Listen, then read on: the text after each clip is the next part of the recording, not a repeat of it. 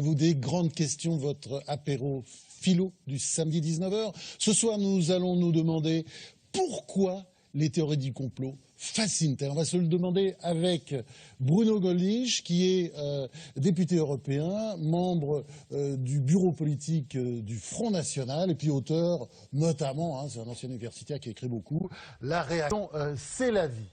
L'historien Marc Nobel, qui lui a beaucoup écrit justement sur le conspirationnisme notamment, L'Internet de la haine, c'est son dernier livre aux éditions Berg.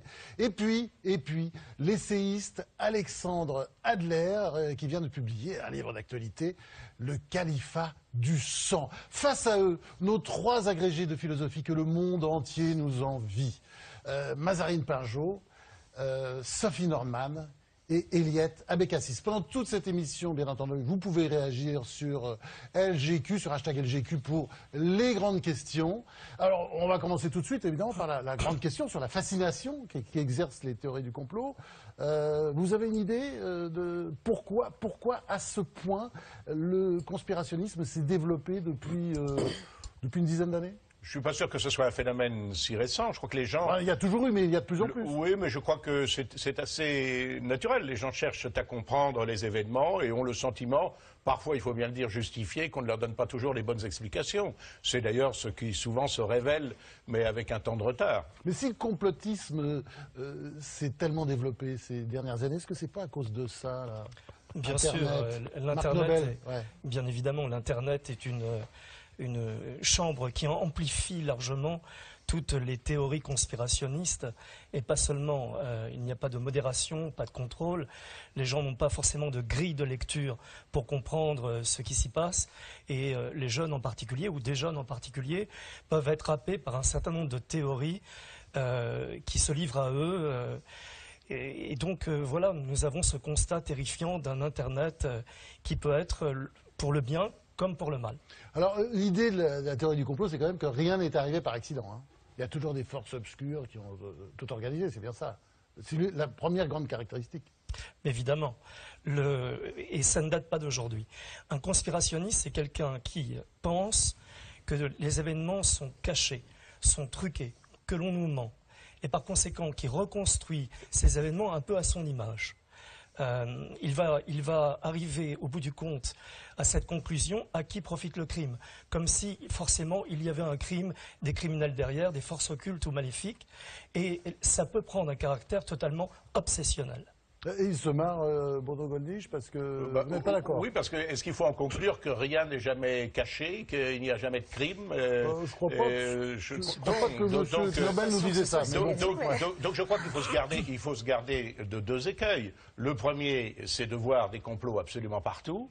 Bon, mais le deuxième, ce serait aussi de stigmatiser ceux qui pensent qu'il arrive quand même que des groupes humains s'agrègent et défendent leurs intérêts d'une façon qui est plus efficace, et elle est discrète, voire secrète. C'est le cas d'ailleurs des États avec leurs services secrets, par exemple. Alors vous, justement, qui êtes très proche des services secrets. Hein. Ah oui, non. Vous avez écrit beaucoup de livres sur la CIA, autour de la CIA. Non, attendez.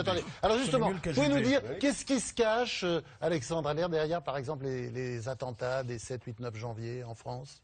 7, 8, 9 janvier. Vous vous souvenez des frères Kouachi? Écoutez, pas grand-chose de plus que la décision de l'état-major, d'un état-major, alors là, mondial du djihad, de passer à l'assaut en Syrie et en Irak. À partir du moment où ils ont fait cet acte d'audace extraordinaire, et ils se trouvent encerclés maintenant de tous les côtés, il faut soulager. C'est un petit peu d'ailleurs l'idée qu'avait, toute chose étant égale, parce que là je ne voudrais pas faire cette comparaison de manière indue, mais c'est l'idée qu'avait l'état-major soviétique en 1942, quand Stalingrad était le point culminant, et c'est là que, évidemment, des instructions étaient envoyées un peu partout en Europe en disant: vous devez passer à l'action, vous avez des groupes de partisans, attaquez les Allemands partout, donnez le sentiment qu'ils ne sont en sécurité nulle part. Et une partie des actions menées par les FTP, les plus audacieuses, étaient dues à Stalingrad, mais il l'avait aussi dans la tête. C'était les résistants français qui disaient: il faut faire quelque chose quand on pense que les Russes subissent tous les jours à Stalingrad. Alors, toute comparaison n'est pas raison. Là, c'était une très bonne cause, et celle-là est très mauvaise. Mais évidemment, les djihadistes, dans les différentes cellules, dormantes ou pas, qui existent dans le monde, ont le sentiment qu'aujourd'hui, Baghdadi joue le va-tout de l'islamisme politique dans une insurrection territorialisée. C'est le patron de Daesh, enfin de l'État islamique. Alors il faut faire quelque chose, il faut l'aider. Et alors là, l'aider, il y a des gens qui se portent volontaires, d'autres qui sont incités à le faire, mais il y a effectivement une circulation. Alors je prendrais le Donc célèbre... pas de complot alors. Oui et non. Mais je prendrais le célèbre mot de Kissinger. Même les paranoïaques ont des ennemis, donc il arrive effectivement que les complots existent. Je dirais que les complots sont inversement proportionnels au degré de liberté politique. Alors, les Illuminati, est-ce que vous les voyez derrière tout ça, par exemple? Vous voyez, on a une chouette derrière, hein, parce qu'il paraît qu'il y a toujours des chouettes partout. Les Illuminati sont une folie américaine. Oui, c'est un récente. ordre donc qui a été créé en Bavière en 1776 et supprimé, soi-disant, en 1784, mais il paraît que Rihanna, Beyoncé, Lady Gaga, il paraît que tout le monde est là-dedans. Expliquons-nous en 2 mots. Les Illuminati, c'était une petite tendance maçonnique d'extrême gauche. C'était la première extrême gauche du XVIIIe siècle, créée par un ancien jésuite, Adam Weishaupt, lui-même juif converti, et qui était d'un anticléricalisme virulent. Et ils ont, en Bavière, évidemment, le haut lieu du catholicisme allemand, essayé de recruter des gens pour combattre la religion avec beaucoup d'énergie. Et un beau jour, évidemment, la répression de l'État bavarois leur est tombée dessus, surtout que la Révolution française avait qui venait créer une sensibilité à cela. Ils ont été démantelés et ils sont passés plus ou moins dans les poubelles de l'histoire. Weishaupt lui-même a fait de la prison, puis il en est sorti, puis il a plus jamais. Alors aujourd'hui, là, il y avait certainement des adeptes des Illuminati qui ont gagné les États-Unis. Et alors, à partir de là, commence l'idée du complot maçonnique que l'abbé Baruel avait développé au XVIIIe siècle contre la Révolution française. Donc, il y a aussi une franc-maçonnerie américaine qui a pour point de naissance essentiellement les grandes universités et qui initie des gens qui ensuite deviennent une espèce de groupe qui s'empare du pouvoir. Il y en a un autour de la table ici, là. George Bush, par exemple, parce qu'il a fait Yale. Et alors Yale, il y a une association qui s'appelle Skull and Bones, le crâne et les os, qui représente donc un crâne et puis des os entrecroisés, qui est en fait un rite maçonnique traditionnel où on pense à la mort juste avant l'initiation. Et ce groupe, effectivement, qui n'est plus maçonnique, a eu beaucoup d'adeptes, dont on trouve beaucoup de membres dans la CIA et dans l'establishment, dont les Bush, de père en fils. Alors à partir de là, on a l'idée que les Illuminati ont refait surface dans ces fraternités universitaires, qui sont simplement le snobisme américain transposé de la Grande-Bretagne, et que ceux-ci ont pris le pouvoir aux États-Unis et l'ont confisqué évidemment au peuple. C'est toujours la théorie. On fait les choses derrière vous. Et vous seriez pas un peu Illuminati, vous les grandes chanteuses, évidemment, ont été recrutées par Skull and Bones. Ça tombe sous le sens. Je suis moins savant là-dessus que M. Adler, mais... C'est un vrai livre vivant. Voyez, attendez, on a parlé auparavant, par exemple, des frères Kouachi, responsables de ces atroces assassinats. Voilà un journal que vous connaissez bien, Monsieur Gisbert, ça s'appelle Le Nouvel Observateur. Il ne passe pas pour fanatique du complotisme. Non, je suis pas d'accord. Alexandre Adler n'est pas d'accord. Attendez, je lis juste une phrase, si vous me le permettez. C'est désormais une certitude. Les tueurs de Charlie Hebdo et de l'Hypercacher n'ont pas préparé les attentats seuls. Qui les a aidés? Point d'interrogation. Avec quel argent? Point d'interrogation. Quelles armes? Point d'interrogation. Récit exclusif, etc. Ouais, mais attendez, le Mossad n'a rien à voir là-dedans. C'est vraisemblablement c'est l'État islamique qui est derrière. Bien sûr, c'est Daesh. Je ne sais pas. Je vais vous introduire un concept du KGB. Les révélations du Nouvel Observateur. Je dis que c'est une démarche assez naturelle que de se dire que derrière un événement tel que celui-ci, eh bien, il peut y avoir une organisation, des organisations cachées, des justement, intérêts cachés. Justement, on va en venir à vous, Bruno Gollnisch, autour du thème douter. Est-ce que c'est pas déjà être complotiste? Évidemment non. Évidemment non. Le doute est un élément essentiel de la connaissance. La connaissance progresse par le doute, par la libre confrontation des idées. C'est en ce sens d'ailleurs que je suis en désaccord avec M. Knobel qui incrimine Internet. Il y a certainement des excès sur Internet, mais je vais prendre un exemple très concret. Internet permet aussi, éventuellement, de combattre le complotisme. Prenons l'affaire par exemple des attentats de New York. Il y a, à l'occasion de cet attentat de septembre 2001, le problème de l'effondrement de la tour numéro 7, qui n'a pas été frappée par des avions. et qui s'effondre d'un seul coup. Un certain nombre de partisans de la théorie du complot disent ça n'est pas possible, techniquement, ça ne s'est jamais vu, vraisemblablement la destruction est intervenue par des explosifs qui ont été cachés, etc. C'est la théorie que je ne reprends pas à mon compte. J'ai cherché à me renseigner sur cette théorie grâce à Internet. J'ai vu la réfutation de cette théorie par la commission d'enquête américaine. Donc, Internet favorise la diffusion peut-être des idées complotistes, mais Internet permet aussi la réfutation des idées complotistes. Ce qu'il faut accepter, c'est la confrontation. Voilà. Mais je n'ai pas dit autre chose. C'est merveilleux de voir défendre la liberté d'expression et le libéralisme. Vous avez raison d'ailleurs, mais je m'en réjouis. J'en ai été un excellent défenseur. Sur l'Internet, vous trouvez de tout. Oui. Absolument de tout. Il y a la réfutation et des thèses opposées, des théories opposées. Donc évidemment que dans cette espèce de très grand espace virtuel, vous pouvez avoir accès à toutes sortes d'informations. Après, il faut faire un tri en fonction de ce qu'on est capable de faire ou de ne pas faire. Il faut aussi avoir une grille de lecture et se défier d'un certain nombre de sites. Et se défier d'un certain nombre de sites. Alors, Bruno Gonet, je vais vous laisser maintenant entre les mains douces mais fermes d'Eliette Abécassis. Alors, sur la question du doute, vous avez été constant dans l'expression de la nécessité du doute. Vous avez dit que concernant les chambres à gaz, il appartenait aux historiens de décider. Vous avez soutenu le négationniste Jean Plantin.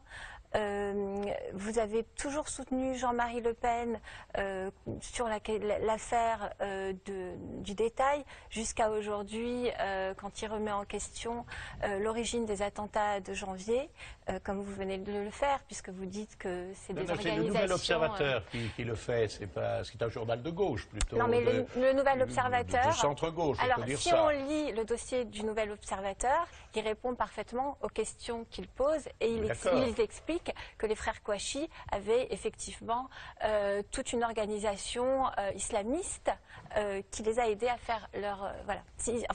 À votre avis, il s'agit d'autre chose qu'une organisation islamiste, le 7 Je ne sais pas, je n'ai pas les éléments. Je regrette d'ailleurs à ce sujet. Vous pensez que ça peut être le Mossad, la CIA, le KGB? Je n'ai aucun élément. Je n'ai aucun élément à ce sujet. Je dis qu'il est assez légitime de poser la question. De poser toutes ces questions.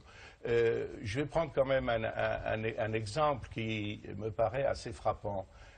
Les États-Unis d'Amérique, dont je ne suis pas l'ennemi, et je me réjouis qu'ils soient venus à notre secours en plus d'une circonstance, ont été cependant engagés au cours des 120 dernières années dans 6 guerres. 6. Ces 6 guerres, il faut bien le constater, et c'est aujourd'hui absolument prouvé, ont reposé sur un mensonge du gouvernement.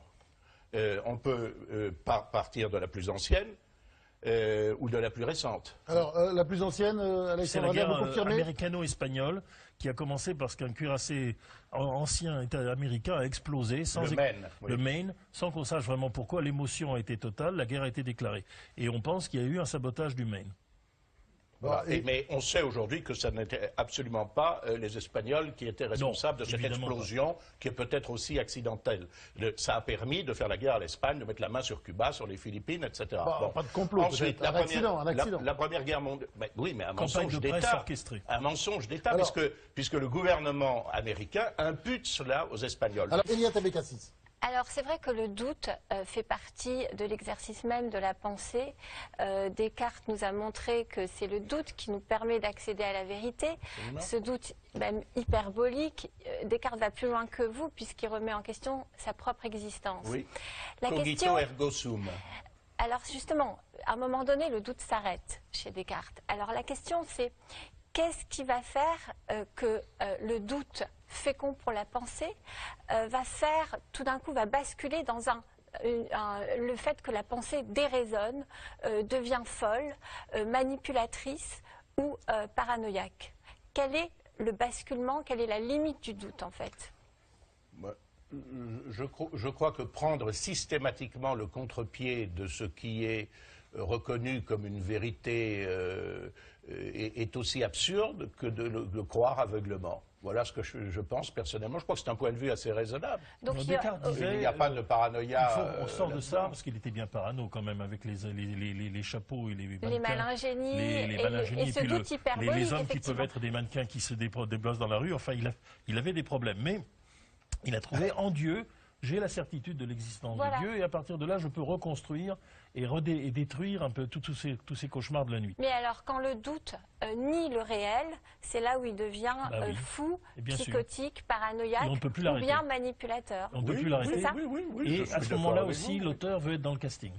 Oui. C'est-à-dire que tout autour de lui, finalement, c'est la haine qu'il engendre qui est à l'origine du vrai Et la complot. peur. Mais, On a Madame, quelque vous chose- avez tout à fait raison. Simplement, c'est une question de nuance et de positionnement. Moi, je crois simplement que, à notre époque, aujourd'hui, l'excès de crédulité est plus répandu que l'excès de doute. Voilà, mais ces deux excès sont... Voilà, Visiblement pas. mais- J'entends quand même, j'ai l'impression quand même d'entendre une grave confusion dans les propos que vous tenez, parce que qu'il faille exercer son esprit critique, que face à un événement on cherche à comprendre, Oui. et que donc on questionne, comme le fait le Nouvel Observateur, parce que le Nouvel Observateur pose des questions. Oui. Bien sûr, et c'est ça qui fait avancer les choses. C'est d'ailleurs la force également de votre travail d'historien, Alexandre Adler. Donc je pense que tout le monde est d'accord là-dessus. En revanche, lorsque ce principe d'esprit critique devient non plus un principe de questionnement, mais un principe de réponse, c'est-à-dire d'explication, là on franchit un basculement. Et c'est là qu'on tombe dans la théorie du complot. Parce que la théorie du complot ne pose pas de questions. Elle prétend apporter des réponses. Mais il y a Et là, quelquefois- il y a une sorte de... Vous savez, il y a quelques années, il y a un essai qui avait été écrit par Cynthia Fleury qui s'intitulait « Les pathologies de la démocratie ». Alors moi, j'y vois, et c'est là que je vois une confusion dans ce que vous dites quand vous rapportez les propos du Nouvel Observateur et que vous dites que finalement, est-ce qu'on est si loin des théories du complot? Évidemment, on en est si loin. On en est aussi loin que l'exercice d'un esprit sain et malsain. Non, mais- L'esprit sain, c'est celui qui questionne. L'esprit malsain, c'est celui qui voit là-dedans un principe généralisé d'explication. C'est-à-dire, C'est-à-dire, non, qui ne questionne pas. Réponse de Bruno Gollnisch. Oui, mais ce que vous dites ne me choque pas particulièrement, mais il est avéré quand même qu'il y a un certain nombre de complots. Pour revenir à un exemple qui est souvent donné comme celui des dérives complotistes, l'affaire du 11 septembre, bon, quand même, la version officielle, c'est qu'il y a eu un complot qui met en œuvre des gens qui se situent à Londres, à Hambourg, qui sont en connexion Et en les uns Afghanistan, en enfin, Afghanistan, en fin de compte, qui sont peut-être subventionnés par certains saoudiens, etc. C'est la version officielle. Donc, en quoi est-ce qu'il serait anormal de se dire, mais derrière ce complot, il y en a peut-être un autre? Je ne sais Ce pas. qui est anormal, par exemple, c'est de dire que tous les juifs qui devaient aller à leur bureau le 11 septembre ne s'y sont pas rendus. Parce que ça a été dit. Oui. C'est-à-dire que de le bouche à oreille, c'est qu'il fallait surtout pas être à Manhattan ce jour-là, à cette heure-là. Bon, ça, c'est bien entendu de la malveillance antisémite et c'est du délire. Bien entendu, ça n'existe pas. Quand il y a une action... Où on met la frontière? Eh ben, À quel moment le doute, qui est effectivement un principe heuristique, qui est par excellence l'arme de la critique, le moment où le doute devient lui-même dogmatique, c'est-à-dire devient une explication du monde, alors on n'est plus du tout dans un esprit critique. Alors on a cet outil qui est l'esprit des Lumières qui devient le dogme par Mais excellence. votre objection ne s'adresse pas à moi, ni à mes Alors, ni à mes excusez-moi, amis. est-ce que vous avez cité le Nouvel Observateur? Est-ce que je peux-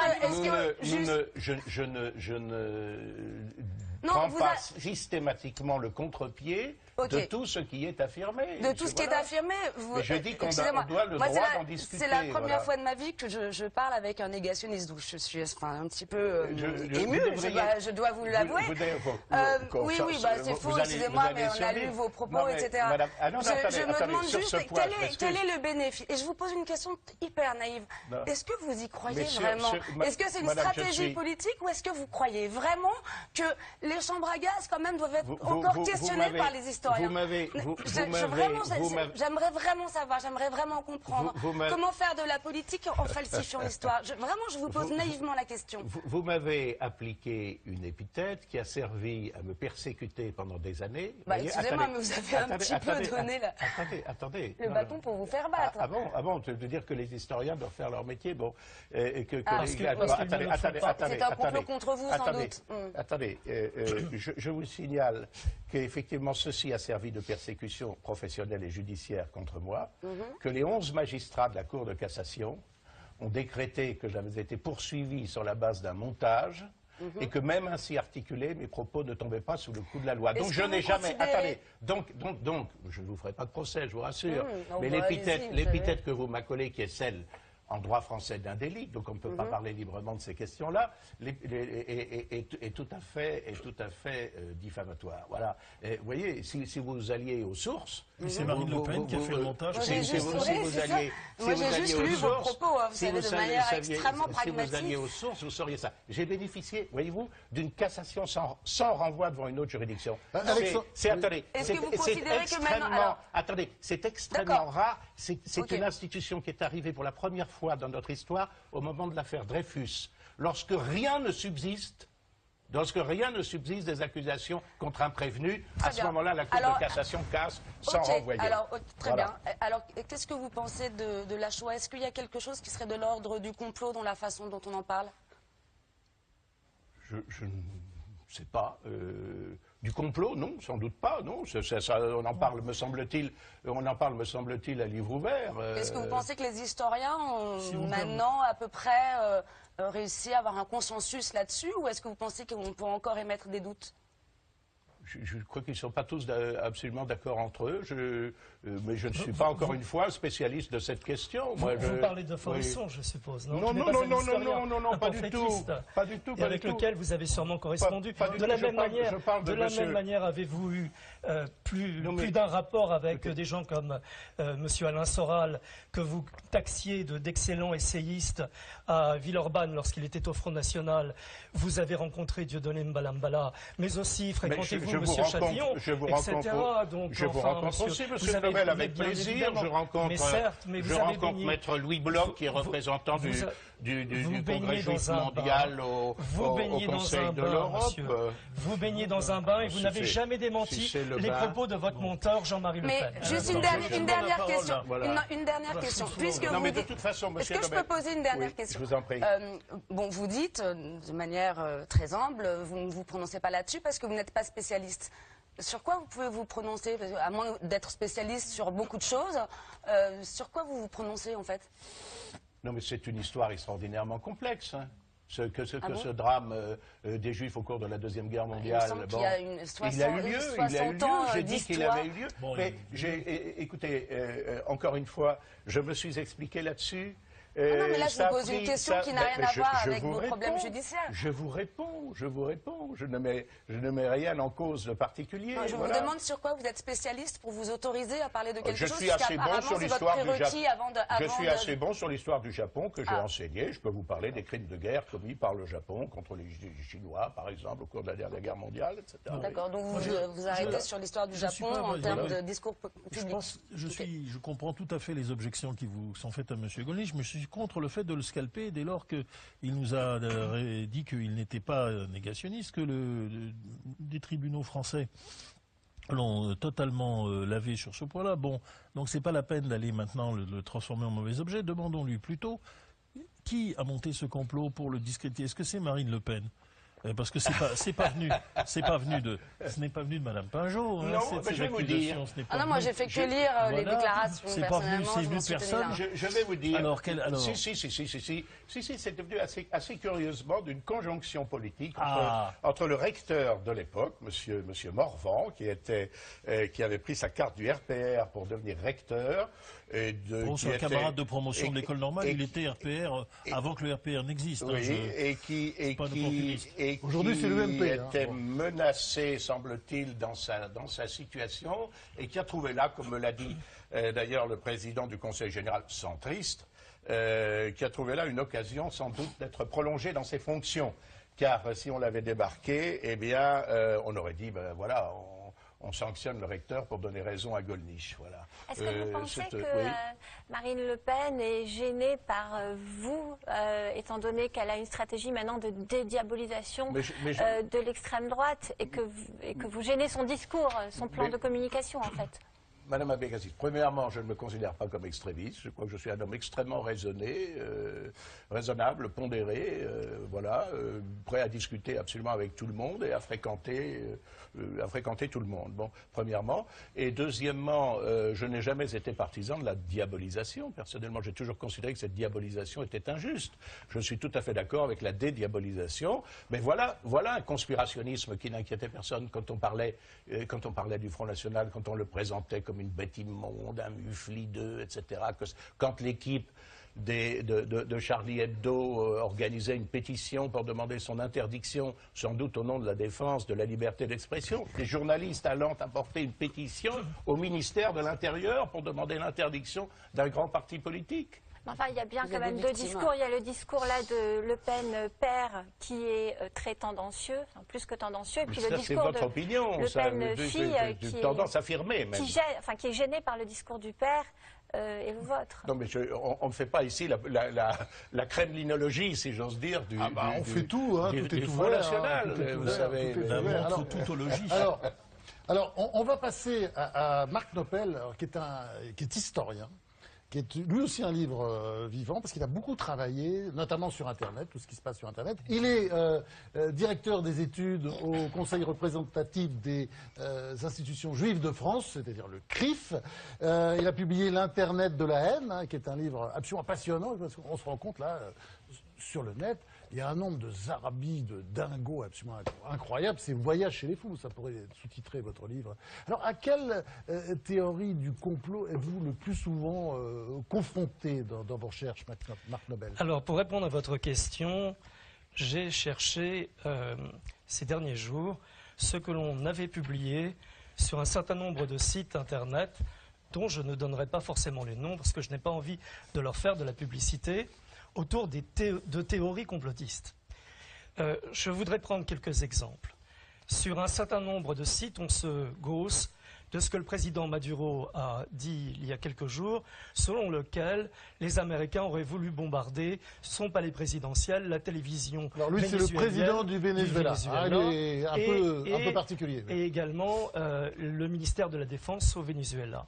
Sur d'autres sites conspirationnistes. C'est-à-dire, on ridiculise cette affirmation. On se demande s'il n'a pas raison. On se demande s'il n'a pas raison. Il a déjà dit que... On le cite abondamment et on cherche autour de ses propos quelques bribes, pense-t-on, de preuves qui prouveraient que les Américains voudraient envahir le Venezuela. Si vous me permettez, Marc, juste pour aller dans votre sens, Maduro s'est déjà distingué il y a quelques mois en disant que les cancers qui ont atteint successivement Hugo Chavez et la présidente argentine ne sont évidemment pas dus au hasard. C'est la CIA, c'est la CIA ou le Mossad?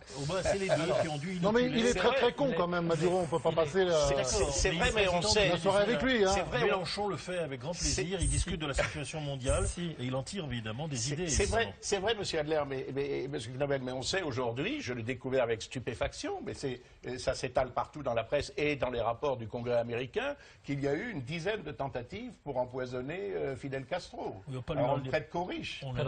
Marc Knopel, si vous me permettez de continuer, sur un certain nombre de sites complotistes, on trouve également beaucoup de commentaires autour des déclarations du tyran soudanais Omar al-Béchir, qui a dit dernièrement, interviewé sur Euronews, que Daesh et Boko Haram étaient financés, soudoyés, instrumentalisés par le Mossad et la CIA. Et là encore, on détaille, de toutes les manières possibles ce qu'il pourrait en être de ces éventuels complots. De la même manière, trouve-t-on sur un certain nombre de sites des questions autour de Charlie pour arriver à la finalité que les attentats auraient pu être instrumentalisés par des services de renseignement et de nommer nommément la DCRI, la Direction Centrale des Renseignements Intérieurs Français, et le Mossad israélien. C'est plutôt la famille de Gaulle qui n'a jamais pardonné le bal tragique à Colombey et qui inspire les services secrets, c'est évident. De la même manière, trouve-t-on sur un certain nombre de sites complotistes, ce sont des textes publiés à l'heure actuelle, que j'ai imprimés, trouve-t-on que le FBI paye les djihadistes qui commettent des attentats à l'heure actuelle. On trouve également ce genre de choses. Les médias européens écrivent des histoires pro américaine sous pression de la CIA. Donc les médias sont une cible, les journalistes sont une cible dont on nous dit qu'ils détourneraient de la réalité ce qu'eux pensent être de la réalité et qu'en plus ils seraient payés et soudoyés par les services secrets américains, israéliens ou je ne sais quoi. On trouve des textes sur la franc-maçonnerie. Permettez-moi de vous lire un extrait dans l'un de ces sites des aberrations, des folies de ce que l'on peut lire.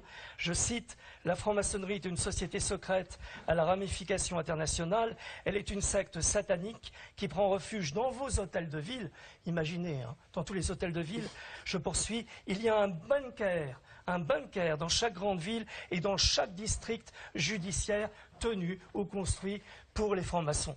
Pour vous donner deux autres exemples, en ce qui concerne le domaine de la santé, nous avons sur un site complotiste cette énormité, cette atrocité. L'OMS et l'UNICEF se liguent pour stériliser les femmes kenyanes au moyen d'une campagne de vaccination contre le tétanos. Dernier exemple, et puis j'arrêterai là. Que s'est-il passé sur la Lune? Rien. Paul McCartney serait mort en 1996. Il aurait été remplacé par un sosie. C'est cela le complotisme. Ce n'est pas, attendez, ce n'est pas la faculté que chaque être humain a de douter, de s'interroger, de questionner et de remettre en cause par l'étude et l'interrogation et par la compréhension des événements ce qui doit l'être. C'est une obsession. Mais alors on fait quoi alors, monsieur? On fait quoi? Alors, par l'éducation.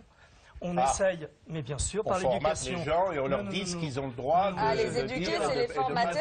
Nous ne sommes pas en Corée du Nord, je vous rassure. Nous ne sommes pas en Corée du Nord, je vous rassure. Nous ne sommes pas en Russie non plus. Par conséquent, on ne fait pas n'importe quoi, on fait confiance aux enseignants pour parler des médias, pour essayer de donner des grilles de lecture aux enfants, pour leur rendre possible la compréhension du monde tel qu'il est. On fait confiance. Cela se fait. Personne ne doute que les enseignants le fassent, mais les enseignants oui, mais les résultats sont médiocres, si je vous en crois. Pas partout, monsieur Gollnisch, enfin. Ils sont sûrement médiocres auprès d'un certain nombre d'électeurs du Front National. D'après ce que vous Cela, nous dites. je n'en doute pas, mais bon, enfin. Alors, bien sûr. Sophie Nordman. Oui, alors Marc Nobel, vous avez fait un gros travail pour mettre en évidence les mécanismes de diffusion des discours de haine, des discours complotistes sur Internet, et vous montrez très bien qu'Internet est un outil privilégié de diffusion parce que c'est facile, ça touche le plus grand nombre, il y a cette viralité qu'on connaît et qui permet le meilleur comme le pire. Et je me demandais en vous lisant si on ne pouvait pas aller un pas plus loin, et c'est une autre manière de poser la question du comment faire qui était posée à l'instant. On présente souvent Internet comme une vaste toile ouverte sur le monde, mais il me semble que Internet fonctionne plutôt comme une multitude de réseaux qui tournent en boucle sur eux-mêmes sans se croiser et sans se rencontrer. C'est quelque chose qu'on voit de manière très visible, par exemple, chez les adolescents, mais on pourrait l'étendre à l'ensemble des internautes. Leurs amis sur Facebook sont le plus souvent leurs amis du collège, et finalement, ils se relayent tous les mêmes posts, vont tous sur les mêmes sites, comme un réseau qui fonctionne en boucle, et on pourrait l'appliquer. Moi, par exemple, je n'ai jamais reçu de posts complotistes. Je les connais maintenant parce que vous venez de nous en donner quelques exemples, mais je suis sur un autre réseau qui ne croit... Et c'est comme si Internet était finalement une multitude de réseaux qui tournent en boucle sur eux-mêmes et qui créent autant de mondes parallèles finalement, mais qui ne se rencontrent pas, qui ne se croisent pas. Et dans cette mesure, d'abord, est-ce que du coup nous ne vivons pas dans un paradoxe, mais qui est au cœur de la question, nous vivons dans une ère de la mondialisation, mais en même temps une ère d'un parallélisme des mondes qui fait que finalement nous avons perdu le monde commun. Donc, est-ce que c'est pas... Et du coup, comment est-ce qu'une parole comme la vôtre peut porter au-delà du réseau dans lequel elle est prise? Je crois que vous avez raison sur l'analyse. Je voudrais donner un exemple. Sur Twitter, par exemple, qui est un réseau social extrêmement utilisé, on parle de 500 millions de tweets échangés chaque jour. C'est énorme. Les abonnés sur Twitter ont tendance à s'abonner à un certain nombre de gens qu'ils connaissent, ou bien à des choses qui les intéressent, ou bien auprès de médias qu'ils ont envie de lire, et ils ne vont donc pas forcément plus loin. Donc les jeunes, ou un certain nombre de jeunes, peuvent être influencés par un certain nombre de lectures, parce qu'ils n'ont pas forcément de grille de lecture comparative, ils n'ont pas la possibilité de juger, de jauger d'un certain nombre de trucs. Je vais vous donner un exemple. Un enseignant dernièrement m'a dit qu'il avait été frappé parce que lors d'un exposé qui avait été fait en histoire, un élève sur Google, pour ne pas le citer, avait vu référencer les travaux de Pierre Vidal-Naquet, l'historien, et les travaux d'autres historiens, mais aussi les écrits de Robert Forisson. Et que dans son exposé, il lui avait semblé normal de parler de Robert Forisson, non pas de comparer les uns aux autres, mais il portait crédit à ce qui avait été dit. C'est-à-dire que les gens n'arrivent plus à comprendre ce qui se passe, tant l'information se brasse et tant il y a de choses en tant que telles. Il est donc très difficile d'agir sur Internet, surtout qu'en plus, le média Internet a été construit sans règles, sans déontologie. Et ça, c'est absolument dramatique. On a cru créer un monde où il est interdit d'interdire, où tout peut être dit de la même manière. Et surtout, excusez-moi, mais tout est anonyme, c'est-à-dire qu'il n'y a aucun risque à dire des conneries. En plus. En plus. Ça dépend. Enfin, on ne signe pas. Je connais des gens qui ont été On ne signe pas comme on poursuivis, signe un article, ou comme on signe quand on dit une déclaration, on sait qui parle. Un très grand nombre d'articles postés sont postés anonymement. On ne sait pas quels sont les auteurs. Cela ne fonctionne pas comme dans une rédaction. Oui, c'est la lettre anonyme de l'occupation. Dans une rédaction, M. Gisbach, vous savez très bien comment cela fonctionne. Vous de même, enfin chacun d'entre nous ici, il y a une rédaction, un chef de service. Les choses sont faites d'une manière déontologique, avec une vérification pas toujours, de sources. Pas toujours, c'est vrai aussi. Mais nous l'avons vu avec l'AFP dernièrement. C'est tout à fait exact. Mais en règle générale, il semble que les choses fonctionnent à peu près bien et de cette manière-là. Eliata Bekassis. Alors, Marc Nobel, je voudrais vous poser une question sur les conséquences du complotisme et le passage de la parole à l'acte. Parce que, par exemple, Ilan Halimi a été victime d'une théorie du complot, puisque ceux qui l'ont tué pensaient que les Juifs sont riches et les Juifs s'entraident. Et dans votre livre « Haine et violence antisémites », quand on le lit aujourd'hui, c'est très très troublant parce qu'il y a tout. Enfin, il y avait un moyen de prévoir vraiment tout ce qui se passait concernant l'école, le djihadisme et le web, les manifs qui dégénèrent. Et vous parlez d'une situation explosive et de la France en danger. C'était avant janvier. Alors, le complotisme mène à des actes et à des actes terribles, à des tueries. Comment faire en sorte de surveiller ou d'empêcher la diffusion des théories conspirationnistes, puisqu'on sait maintenant qu'elles sont des conséquences tragiques? En ce qui concerne le meurtre d'Ilan Halimi en 2006, Ilan Halimi a été la victime de stéréotypes qui ont la vie dure, selon lesquels, pour le gang qui l'a kidnappé, il suffisait de kidnapper un juif, on demanderait une rançon et les juifs solidaires paieraient cette rançon. Finalement, les choses ne se sont pas passées ainsi et Ilan Halimi a été assassiné. La question que vous me posez porte sur les stéréotypes. Comment lutter contre les stéréotypes? Je crois en la mission éducatrice de l'école. Je pense que ce genre de choses doivent être vues dans les écoles. Forcément, quand on parle d'inégalité des races, c'est ce que j'entends de temps à autre, on ne peut pas lutter efficacement contre les stéréotypes. Les stéréotypes sont extrêmement dangereux et ils peuvent conduire au crime. Et il importe que les enseignants, les éducateurs, les associations, les politiques, les journalistes reviennent sur la dangerosité qu'il y a avec cette survivance de stéréotypes qui pousse au crime en tant que tel. C'est un vrai travail qui doit être effectué en la matière. Et peut-être une régulation du net? La régulation du net, vous savez, moi je m'en réfère à la loi, malgré ce qu'a pu dire mon voisin de gauche, qui en fait n'est pas vraiment de gauche. Je m'en réfère à la loi existe, elle a été pensée pour rappeler un grand principe. En France, le racisme n'est pas une opinion, c'est un délit. Oui, mais il vous suffit ensuite de qualifier de raciste ce qui vous gêne. Ce qui vous gêne ou ce qui ne vous convient pas.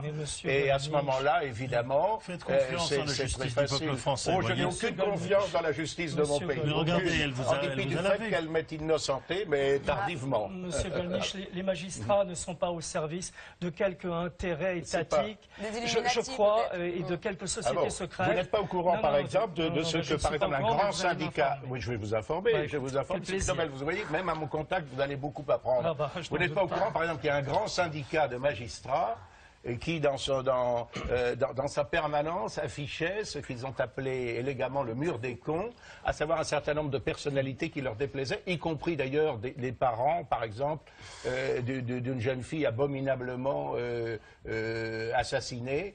Vous n'êtes pas au courant de ça. Par exemple, que le syndicat de la magistrature avait comme mot d'ordre... Qu'est-ce que vous en déduisez? Que tous les magistrats procèdent de la même manière? Non, j'en déduis que que les magistrats de gauche sont tous des criminels? C'est quoi votre problème, monsieur Non, mon problème, c'est la partialité. Mon problème, c'est la partialité de certains magistrats. Ça existe, ça. Bon, on en vient maintenant à l'homme qui sait à peu près tout sur tout. Oui, oui. Alexandre Adler, essayiste. J'étais quand même sur le mur des cons. Chronique. Vous y étiez? Comment? Dans une vraie rafle avec Attali, Minck et puis voilà. Alors, Alexandre Adler, chroniqueur sur Europe, qui publie donc le califat du sang. J'ai envie de vous poser comme ça quelques petites questions. On va traiter les guerres, parler des guerres. Est-ce que les guerres sont secrètes ou pas? Et par exemple, aujourd'hui, est-ce que, comme le disent certains complotistes, est-ce que Daesh est un peu allié d'Israël? Non. La réponse est non. Daesh est un mouvement d'une violence et d'un fanatisme extrême, et au-delà même de ce qu'ils pensent des Juifs, c'est-à-dire qu'ils pensent qu'il faut les éliminer, les génocider, comme ils l'ont fait, ou tenté de le faire avec les yézidis, zoroastriens, ou avec certains Kurdes. Et les chrétiens. Oui, les chrétiens, bien sûr. Il est très difficile, dans ces conditions, d'entrer en discussion. Maintenant, bien entendu, il peut arriver qu'on arrive à manipuler, mais ce sont des choses beaucoup plus limitées qu'on imagine. Autre question, est-ce que la Turquie manipule Daesh contre les Kurdes, comme ça a beaucoup été dit? En tout cas, ça n'a pas gêné Erdogan de voir Kobané assiégé. Donc le président turc, ça l'arrange l'État islamique à côté. Ils ont une certaine complaisance. C'est plus large que cela. Erdogan et son ministre Davutoglu sont des gens très très proches des frères musulmans, d'autant plus que les dirigeants des frères musulmans égyptiens sont maintenant réfugiés en Turquie et qu'ils font caisse commune, familiale. Donc ils apprécient que Daesh, l'État islamique, zigouille les Kurdes à côté. Oui, bien sûr. Ils n'aiment pas beaucoup Daesh dans le détail, mais pour l'essentiel, c'est un allié. Donc les complotistes ont parfois raison. C'est pas cela. C'est pas un complot. Si vous voulez, voilà, le problème, si je peux répondre à François Olivier, voilà, c'est simple. Les agents de renseignement sont amenés à comploter d'une manière ou d'une autre, c'est partie de leur travail. Certains, beaucoup d'entre eux, n'ont pas l'intelligence pour comprendre que c'est un aspect tout à fait limité d'une question, et ils donnent à cette affaire une importance extraordinaire, comme celui qui avait écrit « La guerre a été gagnée en Suisse » parce qu'il y avait des réseaux de renseignement en Suisse pendant la Seconde Guerre mondiale. C'est pas gentil pour les fantassins de Stalingrad ou pour les gens du débarquement, et surtout c'est faux.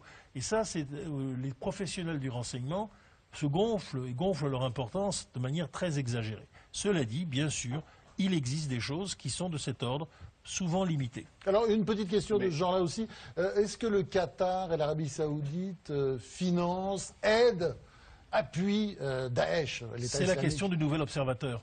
Pourquoi le Nouvel Observateur fait-il une page entière sur les complicités, alors que d'habitude, il aimait plutôt les théories du loup solitaire qui disaient « circuler, il n'y a rien à voir ». C'est qu'ils se disent qu'en fouillant, on va trouver des gens qui ne sont pas si loin du Qatar. Et comme Nicolas Sarkozy a de bonnes relations avec le Qatar, on va lui accrocher encore ce poisson dans le dos. C'est ça qu'ils veulent. Mais en fait, en réalité, le Qatar est un peu plus prudent depuis la chute du ministre des Affaires étrangères et Premier ministre Ben Jassem, qui était très excité. Et ils font des coups en dessous, mais peut-être pas aussi grave que cela. Cela dit, par exemple, à Tombouctou, on a vu des émissaires du Qatar prendre langue avec les djihadistes pour leur proposer une aide.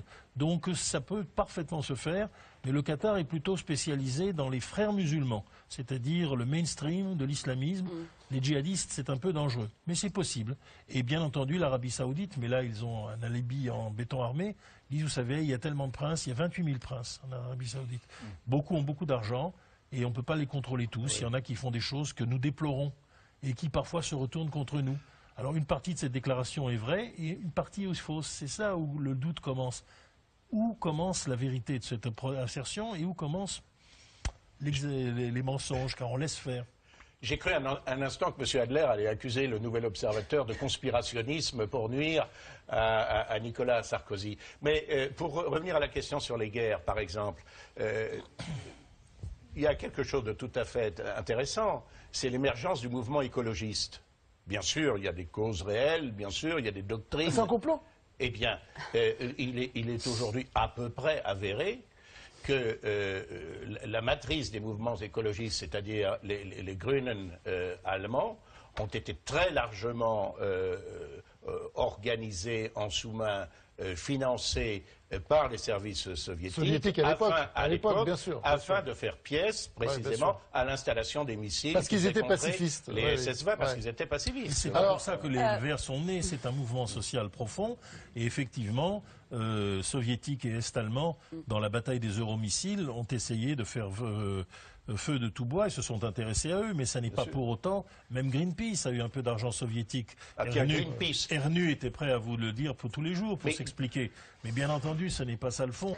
Alexandre Adler, c'est Mazarine Pinjot qui va vous interroger maintenant. Oui, j'ai l'impression que depuis le début de cette émission, on confond un peu des questions terminologiques, et notamment le complot avec des stratégies géopolitiques ou une lisibilité géopolitique, ce que vous faites admirablement dans votre travail sur le califat du sang, où vous mettez en perspective Daesh avec l'année 42, 43, effectivement, Troisième Reich, où on a l'impression qu'il est au moment de sa flamboyance, alors qu'en réalité, c'est le début du déclin. Voilà. Donc c'est un argument tout à fait contre-intuitif, intéressant, et qui permet d'apporter une lisibilité, grâce notamment à votre étude des alliances, certes des alliances secrètes et encore invisibles, mais invisibles parce qu'elles ne sont pas encore sous le feu des projecteurs. Non, mais est-ce que toute géopolitique n'est pas travaillée de fait par des alliances invisibles? Ce qui ne veut pas dire que c'est des complots. Enfin, je ne vois pas le rapport. Alors prenons un exemple concret immédiat. Il est évident que les Américains et les Iraniens se concertent beaucoup plus qu'ils ne le disent, et que notamment les bombardements iraniens sur Daesh aujourd'hui ne sont pas possibles si les Américains ne sont pas informés. Bon, ça commence à se voir un peu. Bon, mais bien sûr, mais donc on peut mettre ça en rapport avec la démarche désespérée de Bibi Netanyahou qui a fait l'attaque kamikaze au Congrès américain pour essayer d'arrêter l'accord américano-iranien. Mais au fond, et c'est là le problème, cette espèce, c'est le changement de proportion. Que par exemple, il y ait un officier américain qui se concerte avec un officier d'aviation iranien pour que les frappes soient concertées. Bien. Alors ça fait évidemment une enquête, c'est très amusant. Mais le fond de l'affaire, il est totalement lisible, il est là. C'est que les Américains et les Iraniens estiment aujourd'hui qu'ils ont un intérêt commun à sauver l'Irak actuel et à battre le djihadisme. Et que dans ces conditions, évidemment, s'affronter sur le nucléaire est une distraction dangereuse. Et c'est cela, et là, on n'est plus du tout dans le complot. C'est ça. Car c'est quasiment, c'est lisible à ciel ouvert, ça. Surtout quand on a donné la bombe atomique au Pakistan. Ah voilà, ils l'ont pas donné, mais ils ont été obligés, à partir de l'invasion de l'Afghanistan, de tolérer des choses qu'ils n'auraient pas tolérées autrement. Ça, c'est vrai. Sophie Nordman. Une petite remarque sur les propos de M. Golnisch à l'instant. J'ai bien aimé à propos des écologistes financés par les services secrets russes, c'est à peu près avéré. Allemand, pardon. C'est à peu près avéré. Oui. Et tout à l'heure, pour l'existence des chambres à gaz, les historiens ne sont pas absolument d'accord sur ce point. Voilà, c'est juste pour pointer. Mais je vous signale d'ailleurs que je n'ai pas. Je vous signale d'ailleurs qu'au cours de cette interview qui m'a été tellement reprochée, je n'ai pas parlé des chambres à gaz. Ça n'appelait pas de réponse, c'était une simple remarque. J'ai parlé de toute autre chose, j'ai parlé du massacre de Katyn. Du massacre de Katyn qui a, à Nuremberg, été mis sur le dos des Allemands alors que c'était les Soviétiques. Je rappelle que c'est réponse à la question de Mazarine tout à l'heure. Je ne parlais pas de votre... C'est de cela que j'ai parlé. C'est le procureur soviétique qui a dit ça. Les autres ne l'ont pas suivi, hein, quand même. Les autres ne l'ont pas suivi, mais ce qu'avançaient les Alliés avait nécessairement valeur probante. Et j'ai dit que, par conséquent, les historiens devaient pouvoir discuter, y compris de ce sujet. Vous pensez que la vérité finit toujours par être... révélé. Oui, et d'ailleurs, je vais rassurer M. Golnisch. La totalité des agents de la Stasi qui avaient été infiltrés chez les Verts, dont un qui avait insulté gravement Daniel Cohn-Bendit, ont été obligés de plier bagages après l'ouverture des archives de la Stasi. Et quand même, le pasteur Gauck qui a été chargé... Les Stasi qui étaient donc les services secrets allemands. Le pasteur Gauck qui a été chargé de faire tout ça, de faire l'inventaire pendant 15 ans, était très proche des Verts. Donc non, ce n'est pas les Verts qui étaient une création, ils ont été infiltrés, mais on en a trouvé beaucoup. On a trouvé le président du Parti libéral qui, parce qu'il devait faire avorter sa secrétaire, était allé en Allemagne de l'Est et était devenu un agent est-allemand. Ce n'était pas une infiltration du Parti libéral. Ouais. Bref, on a aujourd'hui, effectivement, dans la guerre froide, beaucoup d'affaires comme cela. Ceux qui ont participé se montent du col et vous racontent des choses mirifiques. Et en réalité, finalement, qu'est-ce que c'est? Ce n'est pas grand-chose, ça existe. Alors, le nier, c'est ensuite rendre les gens fous parce qu'ils ont l'impression qu'on leur nie les évidences. Mais en même temps, ça n'est pas fondamental. S'il y a des vers en Allemagne, c'est parce que le problème de l'environnement et le rapport des Allemands à la nature est fort. S'ils ont été utilisés, c'est parce que des hommes en Allemagne de l'Est avaient l'habitude de manipuler tous les partis politiques allemands, tous, et que finalement, où ça les a menés? Je disais souvent, quand je faisais cours à l'école de guerre, vous savez, la France a gagné la guerre de 1870. La France a gagné la guerre de 1870 sur mer. Pas un bateau prussien ne sortait des ports allemands en 1870. Malheureusement, les Allemands étaient à Paris. Eh bien, les guerres ne se mènent pas par le renseignement. Elles se mènent, sont les vraies guerres. Et on peut avoir tout le renseignement qu'on veut. Ça n'est pas grand-chose. Je dis ça, j'ai beaucoup de respect pour des gens qui ont passé leur vie dans le renseignement. Il ne faut quand même pas se raconter des histoires, ce n'est pas eux qui font l'histoire. Quand même, M. Adler, si je puis me permettre, le tournant, par exemple, dans la guerre du Pacifique, un sujet que je connais un peu, la plus grande bataille navale de l'histoire, comme vous le savez, Midway. Bon, eh bien, pourquoi est-ce que la flotte japonaise est surprise par la flotte américaine? Vous lisez le code pourpre, oui. Voilà, c'est parce que le code pourpre, comme vous le savez, on ne peut pas prendre un point et en faire une explication globale. Il y a un problème de pensée, là, il y a un problème de logique. C'est une pensée métonymique, on ne peut pas prendre le tout pour en faire la partie. Métonymique, c'est quoi, pardon? C'est ça, c'est prendre le tout pour en faire la partie. C'est-à-dire qu'il y a des choses qui existent pour en faire une explication globale. Le complotisme est une explication totalitaire. C'est-à-dire qu'il y a une prétention à tout expliquer. Mais l'histoire a des aléas, la vie humaine a des aléas. Il n'y a pas une décision complotiste. Et d'ailleurs, qui mène le complot? Parce que c'est ça la pensée. Il faut expliquer le complot contre les masses populaires, contre les majorités, contre les grandes forces sociales, qui sont quand même le moteur principal de l'histoire. Après, il y a aussi des forces de frottement, des petites choses comme ça qui existent. Eliette Abécassis. Dans votre livre « Le califat du sang », vous montrez qu'il y a une renaissance du califat qui consiste dans le pouvoir spirituel et temporel dans une même personne. Et vous montrez qu'il y a 4 pôles qui risquent de s'unir pour former un califat. Ce qui ressemble quand même un petit peu à un complot. Alors, est-ce qu'il y aurait des faux complots et des vrais complots? Et pourquoi est-ce qu'on parle tout le temps des faux complots, c'est-à-dire des complots qui n'existent pas, et on ne parle pas finalement des vrais complots? On n'avait jamais entendu vraiment parler de Ben Laden avant le 11 septembre, on n'avait jamais entendu parler de Daesh avant l'année dernière. Pourquoi est-ce qu'on ne parle pas des véritables complots, en fait? Bon, dans ce cas-là précis, parce que je n'ai pas de théorie générale, c'est parce qu'on sous-estime la gravité et la puissance du phénomène du fanatisme islamique, c'est-à-dire de l'extrémisme islamique. Pas de l'islam, bien sûr, mais dont d'ailleurs la majorité des musulmans maintenant se rendent compte. Donc l'extraordinaire dynamisme d'un Ben Laden, l'extraordinaire dynamisme d'un Baghdadi qui s'empare des 2/3 du territoire syro-irakien, il est vrai désertique, personne ne l'imaginait. Et ça, c'est une sous-estimation qui n'a rien à voir avec les complots, mais avec le fait de regarder les choses en face. Neville Chamberlain, lorsqu'il pensait que Adolf Hitler, au fond, c'était un politicien allemand classique et qu'en lui donnant un certain nombre de choses, donnant, on allait stabiliser les choses. La faute du raisonnement, il n'avait pas compris Hitler. Nous n'avons pas compris les islamistes et les djihadistes. Les Arabes et les Persans et les Turcs le comprennent mieux. Deuxièmement, eh bien, après quoi, évidemment, on peut, étant donné qu'il y a des complots qu'on ne les explique pas bien, après, la machine commence à s'emballer, et là, de bonne foi, et on ne sait plus qui est quoi. Mais par exemple, je pense que pour ma part, nous n'avons pas véritablement un complot dans Daesh, mais un mouvement. Et un mouvement qui est porté par le désespoir d'une partie des forces qui ont été djihadistes et qui se sont rendues compte que le printemps arabe, contrairement à ce qu'elles pensaient, ne se faisait pas en leur faveur. Ils ont été foutus dehors en Tunisie, ils ont été foutus dehors en Égypte, et tout d'un coup, évidemment, il y a une énergie terrible qui est le résultat de cette défaite historique. Merci.